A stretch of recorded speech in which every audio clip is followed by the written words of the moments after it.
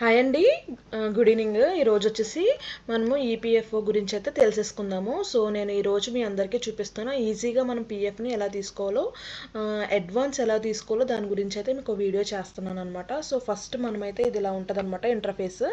So interface ఇలా ఉన్నప్పుడు చాలామంది ఏంటి అని అంటే ఈపీఎఫ్ తీసుకోవడం చాలా కష్టము అని అనుకుంటారు. అదైతే ఏం లేదంటే చాలా ఈజీగా సింపుల్గా తీసేసుకోవచ్చు మనీ. సో దానికి ప్రాసెస్ వచ్చేసి చాలా ఈజీ అనమాట. సో మన దగ్గర ల్యాప్టాప్ కానీ ఫోన్ కానీ ఉంటే ఈజీగా చేసేసుకోవచ్చు. ఫస్ట్ అయితే మీరు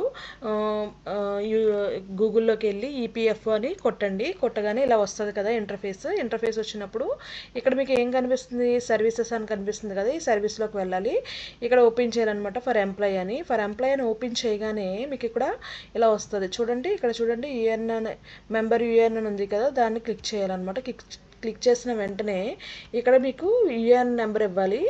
అది ఎక్కడ ఉంటుందంటే పే స్లిప్లో ఉంటుందన్నమాట. మీ పే స్లిప్లో లేకపోతే కనుక మీరు హెచ్ఆర్ని అప్రోచ్ అయితే వాళ్ళైనా ఇస్తారు.